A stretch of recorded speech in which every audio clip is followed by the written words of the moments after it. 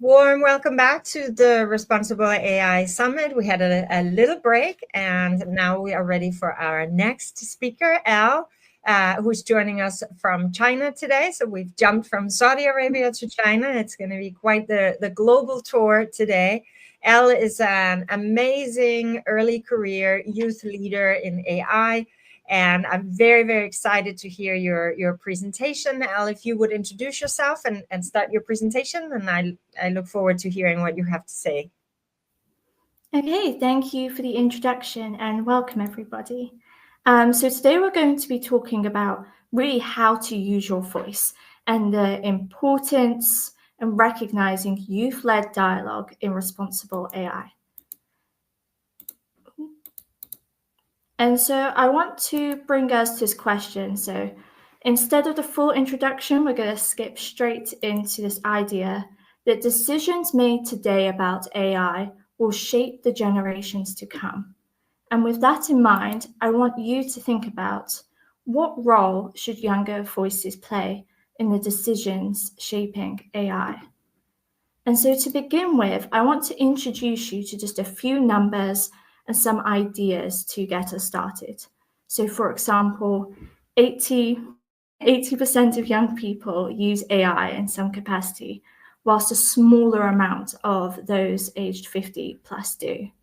Secondly, young people are much more supportive in some of the concerns and some of the worries surrounding AI and regulations, really thinking that there needs to be more government oversight in AI development, whereas only 35% of those 50 plus agree. And so moving on through all of these examples, such as younger generations are much more likely to see the risks, such as privacy and misinformation. We also have the optimistic side as well at the bottom, number 6, which is that a significant amount of young people globally, 64%, believe that AI can solve global issues such as climate change and poverty. I think this is a huge amount, and it really kind of represents the idea of young people being involved with technology and also policy and being that little bit more optimistic. And so, moving into the not so far away future at this point, the World Economic Forum predicts that by 2025, half of young people in developed economies will need new skills to develop due to the rise of AI and automation. And now if we think about it, 2025 is only 3 weeks away. And so I want us to think about this idea that future generations deserve a seat at the table too. This idea of a not about us without us. And so if we quickly go back to these statistics, showing that young people are often more optimistic about AI, it reminds me of a similar case study with the School of International Futures. And so they created this national strategy for next generations scheme, which launched in 2019. Most importantly, it had a whole of society approach, really using citizen voices to shape policy. And next up, it also had next generation champions. So young people aged 16 to, I think, 29, and they were able to talk to their local communities, asking them, how do you feel about the issues such as climate change, innovation, and technology? But when trying to communicate with young people in particular, there tended to be 3 major problems in these dialogues. First, a lot of young people often thought, but nobody cares about what I have to say, and my voice doesn't matter. Then there was also fear of repercussions of using their voice and sharing their views, especially on issues such as technology, democracy, policy, and climate change.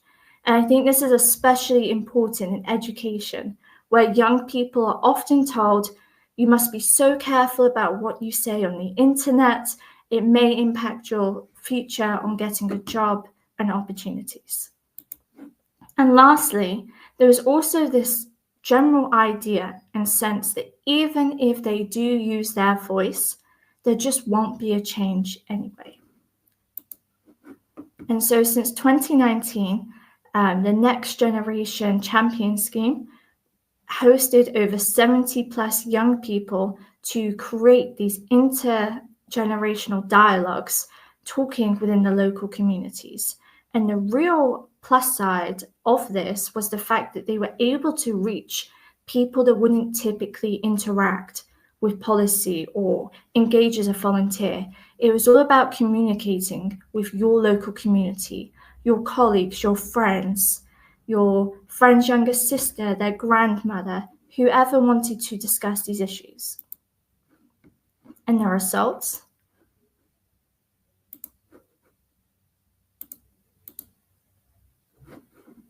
Okay, and again, the results.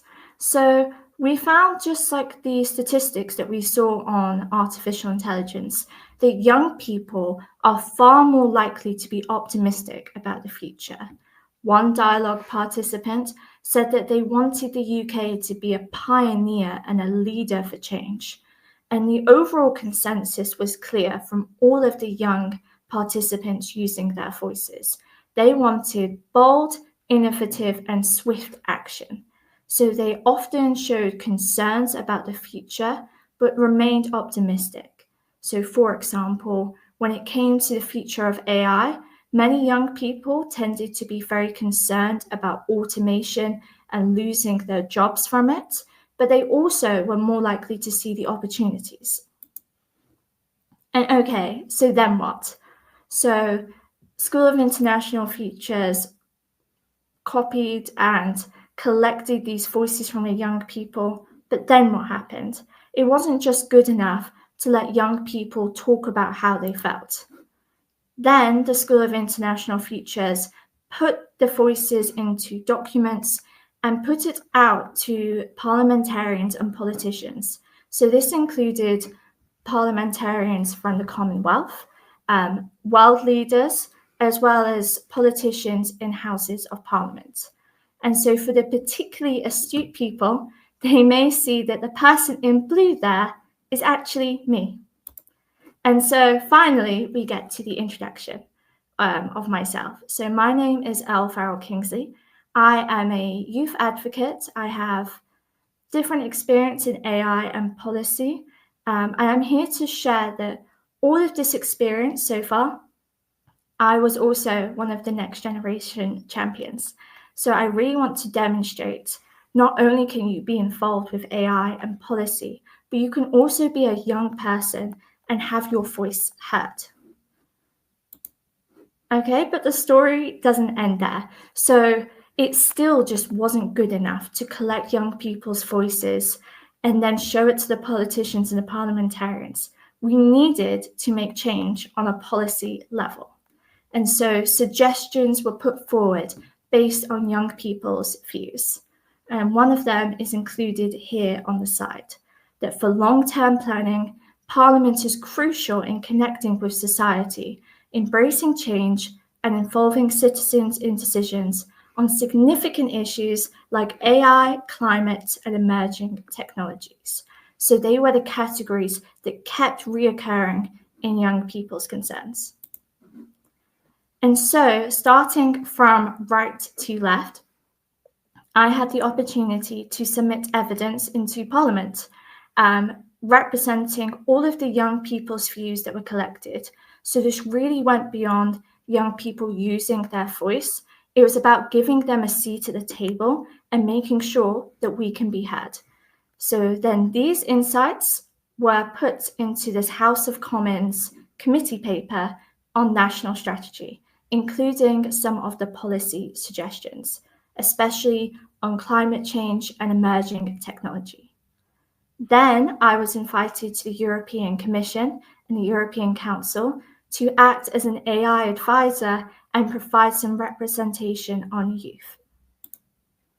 Then this still wasn't good enough. So it was great to see so much progress.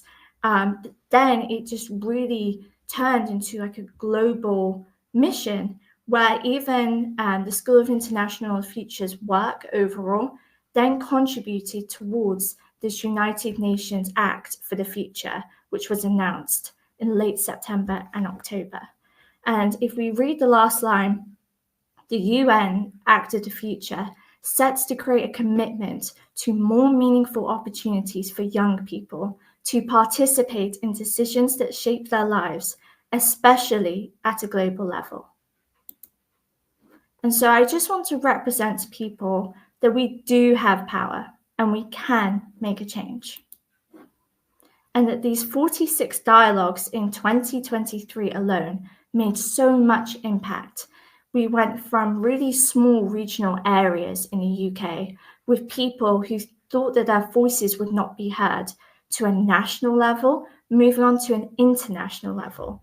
And this all began just by sparking a conversation with friends and envisioning the future. And so with this, I want to take you back to some of these AI statistics that I first introduced, where 80% of young people use AI in some capacity, whilst only 39% of adults 50 plus do. In the UK, 50% of young people believe that governments are not doing enough to regulate AI. And similarly, globally, 60% of young people are concerned about the ethical implications of AI, while 64% of young people believe that AI can help solve global issues like climate change and poverty.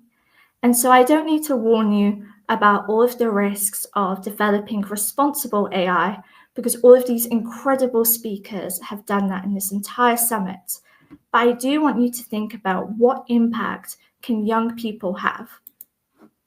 And so then if we look at the parliamentarians, so the average age of parliamentarians globally is 53 years old. And these are the people responsible for creating these new regulations and these new acts and policies to govern AI, whilst only 2.8% of members of parliament are aged 30 and under. So going back to these statistics, where only 35% of those aged 50 plus agree or support more government AI oversight in AI development.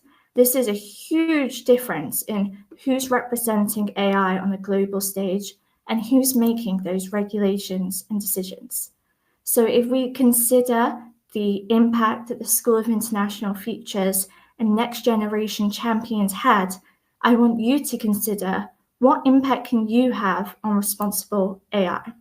What kind of future do you want to create with AI for ourselves and for future generations to come? And so I would love for everybody here to take a moment and just think to themselves, what actionable step can you take to amplify youth voices in AI governance? And this doesn't just need to be young people. This can be intergenerational inputs and contributions. Can you encourage young people to use their voice? And some ideas might include writing a blog and using your voice, believing that somebody will hear and somebody wants to understand what you think can change the world. Volunteering, developing more AI skills, mentoring or finding a mentee, writing to policymakers, and hosting a dialogue. These are just some ideas on what you could do to amplify youth voice, but I want you to end the session by thinking of these tips. First, I want you to be specific. So what will you do? How will you do it? How might you achieve this goal? And number 3, please set a date on when you would like to achieve this by. So make it an actionable goal, a SMART goal, measurable, realistic. And lastly, I want to keep the conversation going. So I want you to see how you can be the change that you want to see in the world. Ideally, you could commit to one action today, whether it be advocacy, education, or even just participation. Keep the conversation going. Perhaps you can use social media to share your plans from the previous slide and raise awareness. It's the whole idea of a not about us without us. And you can even use that as a hashtag if you want to share this as a formula. Next, you could connect with networks such as the All Tech is Human Slack group, and they are doing incredible work to help develop responsible technology. They have workshops, educational insights and opportunities, as well as an excellent community for you to share ideas with. Then there's also Youth for Privacy, which in particular helps young people protect their digital privacy and develop technology on the internet. Then you could even follow updates on Voice magazine. And so this is a youth platform encouraging young people to share their voice. In fact, its slogan is "Use your voice." Or if you are very interested by the case study at School of International Futures, you can also check them out. You could read one of the publications that came out, or even just advocate for intergenerational assessments on AI policy. And with that, I want you to end the session thinking about that the future of AI isn't just about technology. It's about people, values, and our voices.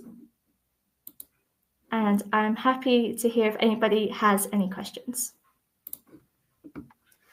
Thank you so much for this amazing presentation, Elle. I was sitting here clapping my little hands like a auntie, feeling all proud, like I had something to do with it. But the truth is, you've really risen up as a youth leader globally.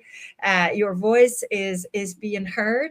And of course, I would be remiss if I didn't mention that you were one of the Tech Women 100 Award winners in the recent awards that were taking place in London, which I think speaks to the incredible effort that you're putting into really ensuring that the young voice is being heard. So I want to start by really just thanking you for being bold, for being brave, for going out there and saying, I am a voice. I think for someone in my generation, one of the things that I have often experienced is that there was no room at the table. And we had to learn to bring our own chair and make room. But that is infinitely more difficult in a world that's driven by AI technology, where the data makes us disappear even more. And you are both a young voice that's not at the table and a woman that is not invited to the table, and yet you're claiming your space. So thank you for that. I'm incredibly proud of the work that you do, and you're really an inspiration to young people and all of us in tech across the world. So thank you so much for that, Elle. Yeah, thank you so much for your kind words. I hope it shows everybody that each generation ideally will just make it that tiny bit easier for the next generation. So you pull out your own table and then you help put other people in the chair to give them a seat at the table too. Absolutely. I couldn't agree more. I want to dig in a little bit to some of the things that you were talking about. You mentioned some numbers where you said that in research, it showed that about 55% of young people support much stricter regulation. I think I understand why, because I had the pleasure in the last year and a half to speak to more than 10,000 children. And they were talking to me about the actual experiences they have when they're in the digital world. But I want to hear what you think, and tell me a little bit about why you think that the youth generation is really in favor of much stricter regulation when it comes to advanced AI technologies. Absolutely. So I think, we're called the digital natives. We've grown up with the internet. We've seen its evolution. And I think the older end of Generation Z, the Generation Z, saw the kind of the beginning of the internet when it was significantly less regulated. And so it just seems like we're much more aware of the harms, such as deepfakes, harmful content, misinformation. And I think younger people generally grew up being told by older generations, be careful about what you read online, you can't trust everything. And now we're beginning to see the inverse, where it's often younger people warning older generations, be careful, that could be a deep fake, you can't always trust it. So I think having those warnings really helped us, and is that part of just being a digital native, seeing the evolution and worrying that some people are less able to discern the differences between like synthetic media and realistic media. And I think that's even more profound, as there was recently a statistic estimating that I think 95% of the internet is likely to be synthetic by 2030. And if we consider just a few weeks away, that's just over 5 years away. Yeah, put it that way. I think it really rings true, right? Because I think in education in general and in the world in general, we're very focused on what's right in front of us. I was fortunate to work with a very talented futurist back in 1998 who really taught me the value of the long view. What's happening in 10 years? What's happening in 20 years? So that you can steer your strategy in the right direction.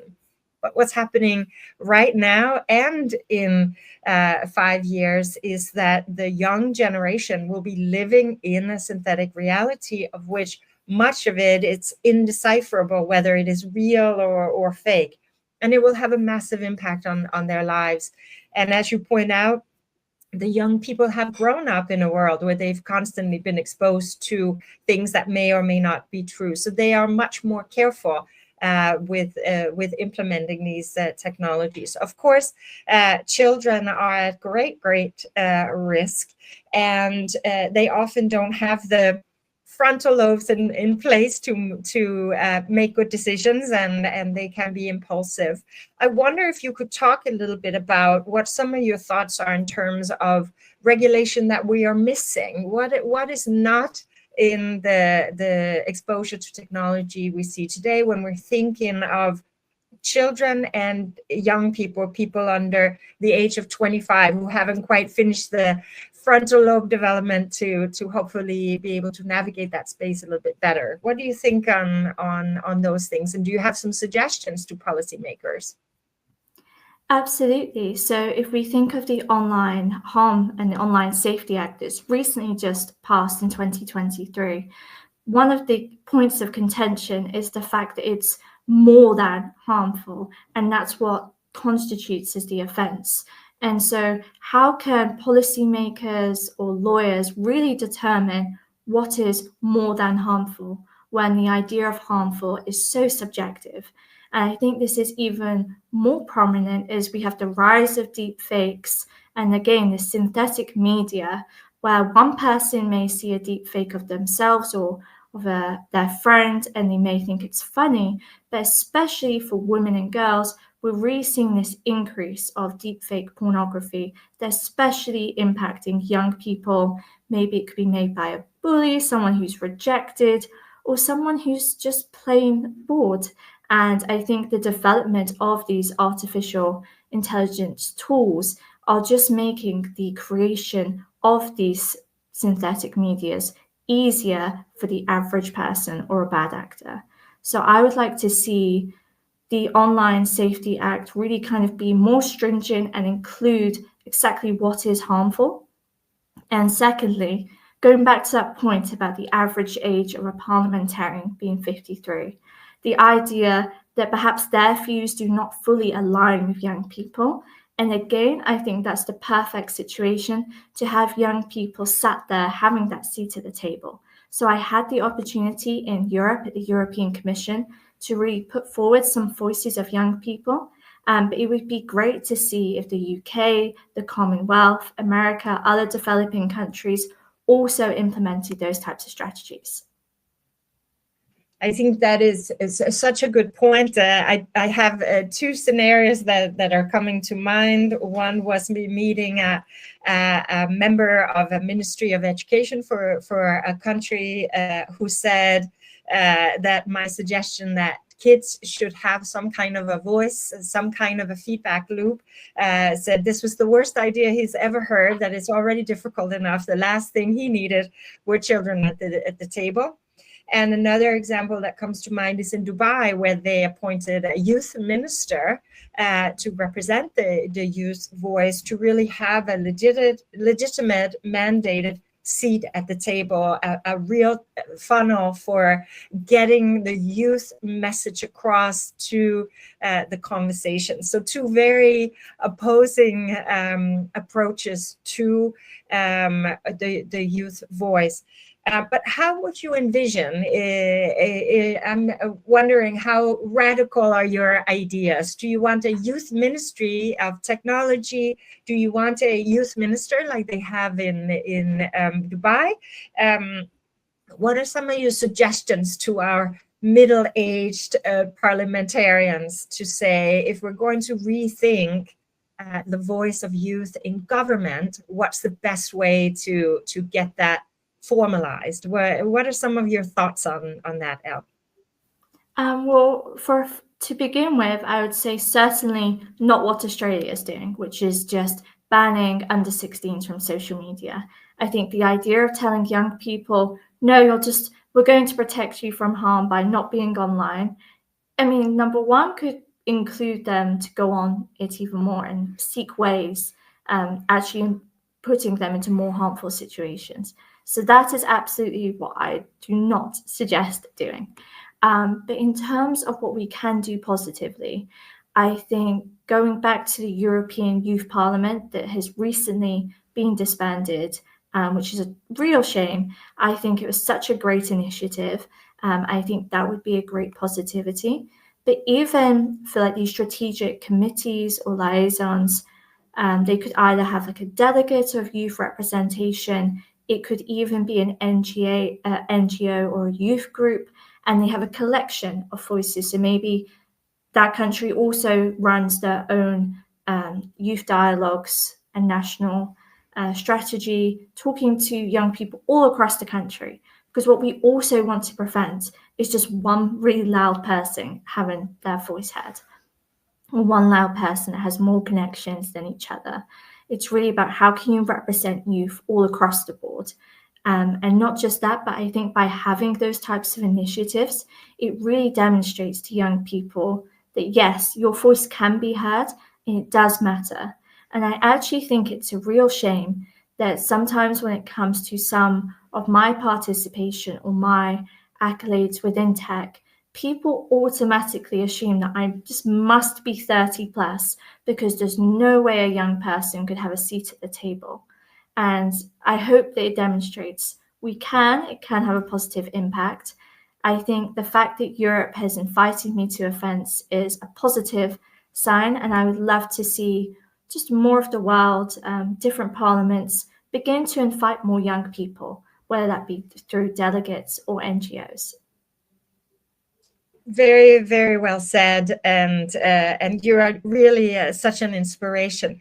Elle, we have just a couple of minutes left, but I have a final question. It's a little bit more personal, but it's about a risk that's very real and that we as women actually face every day in the online space. I, as well as most other women, have received interesting and unwanted and inappropriate messages in my different streams. And because I am a public person, I think it's probably just a question of time before someone gets the idea to take my face and my voice and create some kind of a deep fake. And the probability is that it will be some sort of an intimate type of deep fake technology. Fortunately, I'm at an age where I hope that I can manage the traumatic repercussions that come from that. But one of the things you said in the beginning was about having courage, being bold, and just step up and speak. Yet the technology is designed to very quickly silence voices. Do you worry about this as you continue to scale the message, as you continue to speak in global forums? Do you worry that you will be attacked? 98% of the victims are girls and young women. Is that something that you think about as a real risk? And have you done some preparation to kind of think about how you would manage that if it was to happen to you? I know it's a bit personal, but I thought it may be important for us to hear what kind of courage it takes to go out into the world.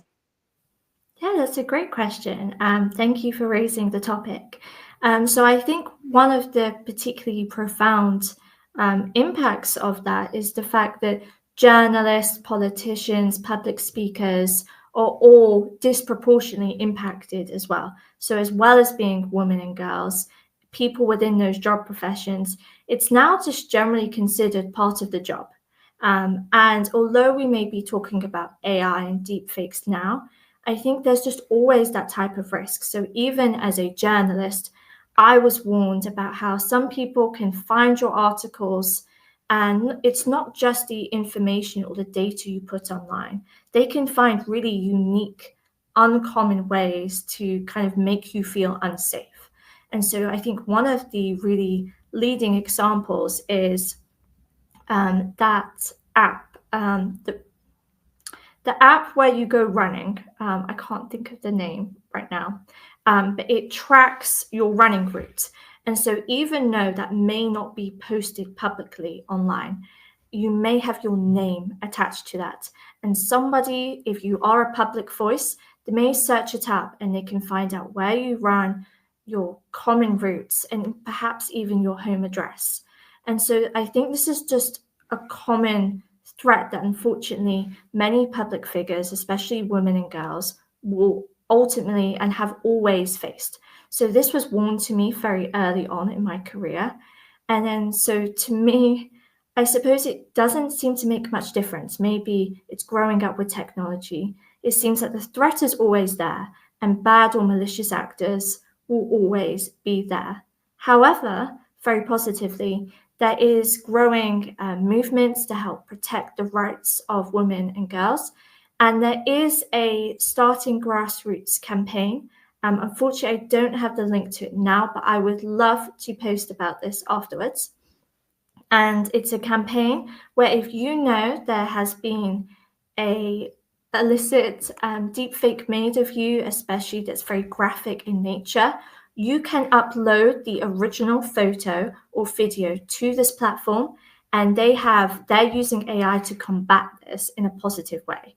So even though we've really focused on some of the harms, I think AI can also be used in many positive ways, such as combating these synthetic medias. Very, very well said. And I think we opened up for an opportunity to further discuss this, perhaps in the panel later today. We've gone a little bit over time, but I thought it was well worth it to hear what your thoughts were on this matter. So I just want to finish up by saying thank you so much, Elle. I really appreciate your wisdom and your insights and your courage of being in this space. And I look forward to chatting more with you. I'm sure we'll have many conversations in the years to come. We're going to take a little break, and then we will be back with our next speaker in about 8 minutes or so. Thank you so much, Elle. Thank you for having me.